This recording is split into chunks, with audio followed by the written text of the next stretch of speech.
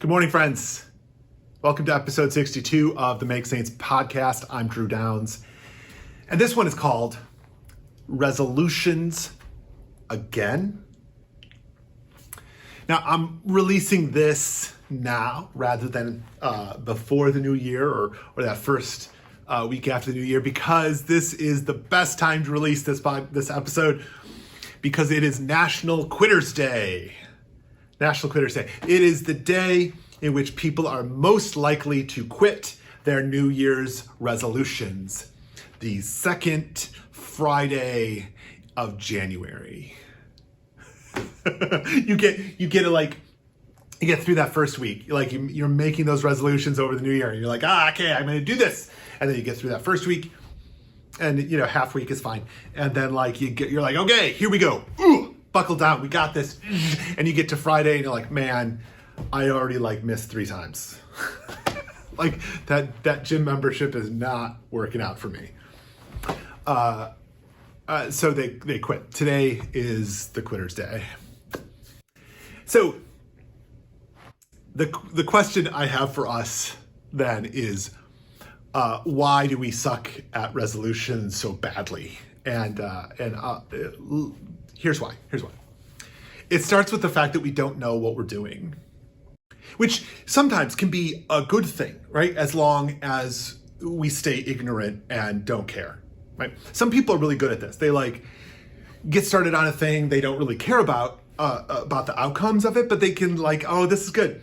And they live with it, and they just live long, happy lives, and it works great for them.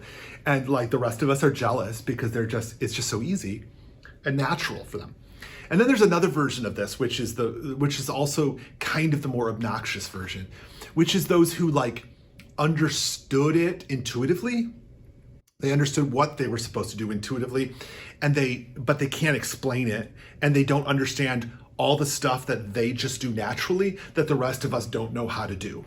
And so they give us really bad advice because it's the stuff that motivates them. And so they think it's going to motivate us, but we're so they've unlocked the cheat code. They know how to get in there, and they just do it. And they're and they're I'm going to quit. Boom. And then they quit, but they don't understand all the stuff that they just naturally are doing. And so they can't communicate that to us. And so we just hear it as willpower. And you're yeah, okay, next, right? So what's the, why is it that we don't actually understand well, it's because there's more to it than what we normally think, right? Resolutions exist on the center of an axis, right? Center two bisecting lines. So you have this one axis is mental versus physical, right? So brain power versus actions, right? And then another axis is this sort of we'll do this way, internal versus environmental. So the internal is stuff going on inside of you, and external is the world, how everything else is operating. And so when we focus on the sort of internal mental action, right? Willpower, I'm deciding, and the existence of all the things that's inside my brain is not even half the equation. It's just a quarter. It's that top quadrant. It's barely it's not even 75%. It's it's this tiny little portion of the deal. And we don't understand that there's way more than just the willpower. So what then? How do we approach this? Well, let's begin by understanding what a resolution is. A resolution, here's my definition. A resolution is a moment of resoluteness when we resolve to change. So we are declaring the need to change our lives, right? And it comes with a resoluteness, I am going to do it, right? So that's a resolution. So then it has to take a step beyond. So we make the claim, and then we have to do something. So there's a stepping out. And what does that step out mean? It means we are changing before we are ready to. right? We are changing before we're ready to. So we have to start acting differently than we normally would.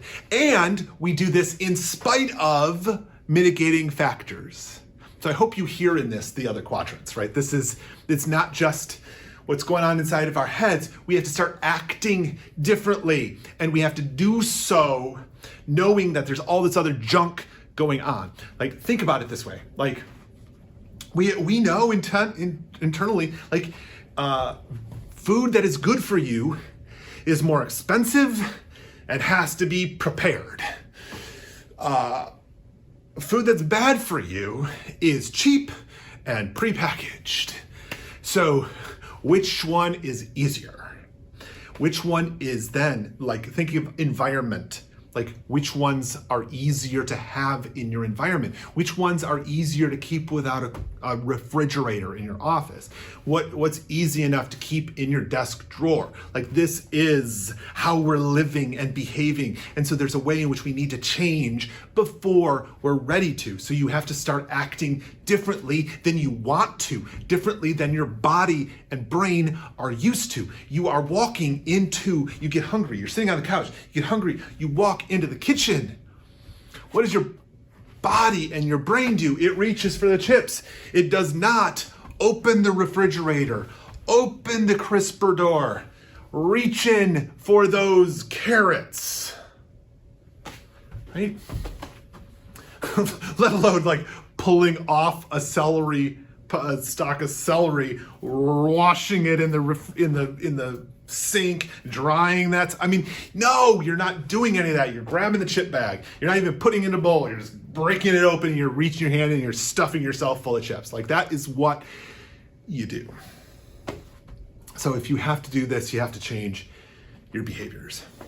This is also one of the reasons why New Year's resolutions are like dieting. And you recognize the difference between eating healthy and dieting. I'm talking about dieting to lose weight, right? Right. Dieting is generally bad for you, right? And in the moment, it feels really good. It feels like you're doing the right thing. You're like, I'm starving myself. I'm losing some weight. I'm feeling good. This is my new normal, but it's not your new normal, not across the whole span of it. We know this, psychologists, dietitians, everybody knows this. Like, dieting is terrible because what ends up happening is in the end, you weigh more. You lose that weight, and then when you fail, you call yourself a failure, you're stupid and fat, and then you start eating all the food again, and you end up gaining more weight than you started. That is what, on the whole, happens to 100% of dieters. Like, this is how it works. If you're not making right decisions for the right reasons, you end up worse off than you were. And this is what ends up happening, I think, with a lot of people with their New Year's resolutions. You start off big and excited, you call yourself a failure, and tell yourself that you suck, and you're worse off emotionally, mentally, physically than when you started. So instead of setting unrealistic expectations, failing at them, and gaining it all back, we need to learn how to value strategy, right? So that means looking beyond willpower in the one quadrant and look at the rest of the board. The best book, it's a book that is probably the best use of your time in any of this, is to read James Clear's Atomic Habits. If you haven't read it yet, just do that. Start planning your habits as you're reading, because that's actually a great way to go through the book, is actually start doing the stuff that he is talking about and writing about. But if you have read it and you've forgotten most of it, read it again. It's as important as any of the habits that's gained. Resolve to read that book. But what he does so well is he deals with all of this. Like, he deals with the emotional, the mental, the physical, the social, and gives like actionable stuff. And the science-backed information that helps you understand the psychology of forming habits. You have to read this book. So start there. It is a goldmine. But so if there's anything to take from all of this. Like, why are we like this? And I don't think we have to be. I don't think we have to be stuck in this. And I don't think it has to be like, I don't think we necessarily like have to hack ourselves. I do think that there is one big thing that gets lost in all of our thinking about habits and resolutions. And it's this one. And I think it's probably the centerpiece of it. So take this. We don't ask ourselves why. We do a little bit at the beginning, and then we say, why do I want to do this? And we're like, why do I want to lose weight? Because I want to be hot, right? As if that's like a good reason, but we like it's like we put it on a mental like piece of paper and we put it in our mental file cabinet and like just leave it there. And so then we're like, I'm gonna lose this weight, or I'm gonna like build some mass this year, and like, cause I want to be hot. And like, we think that's sort of like the response, but it's not what you're thinking about. Like, what you need is like the real reason. like, and it's gotta be a reason that's good enough, and big enough and like personal enough that, you're gonna want it more than the cheeseburger, right? You're gonna have to want this more than that. It's gonna be like when you're gonna need to want to go to the gym more than sitting on the couch and watching Netflix. Like I'm watching on Psych, not on Netflix, but I'm watching Psych. And I'm like, it's gotta be better than that. Like I've got to like, oh man, but it's calling to me like, season 6 is on and like it's still in its stride, and this is like still the best time for the series. I'm loving this, like some of the best episodes. Like this has got to be better than that. Like I've got to want this more than that, and I've got to want this so that I can choose this rather than that. And that is super attractive, right? I mean, this is what we need.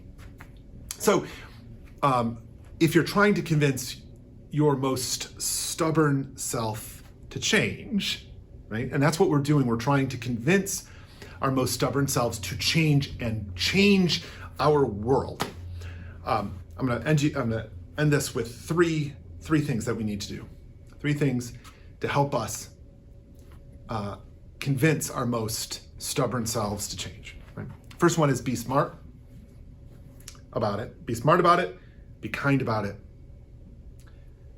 and be sneaky about it. Be smart about it. Like, we need to figure this out. We need to like get at it and plan it out, do the work, right? So that we will do the work. Be kind about it, right? Because you know the old saying about like, if you fall off the horse, you got to get back right up and ride it. Like you need to like help yourself up. You don't want to be the horse that tramples on yourself. Like, you gotta be kind, and you gotta be kind to yourself in ways that allow you to be kind to other people as they're going through this too. Like, help them out. Just be kind, right? Be kind about this whole thing, because this is a long game we're playing here. And be sneaky about it. Like, your brain's being sneaky with you. Your brain is trying to convince you to go watch some more Psych. Like, it's not here going like, hey, how about like we actually go to the gym? Like, this is not what your brain does. Like, you need to be sneaky so that you can convince your brain to do the thing before it's ready to. Like, you gotta train it. And so be sneaky about it. Okay. All of this I hope can help, not just help you figure out why you suck at resolutions, because we all do.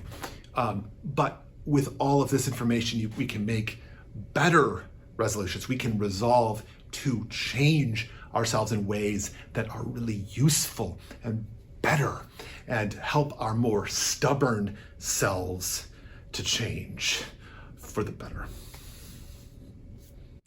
Thanks for being here. We'll see you next time.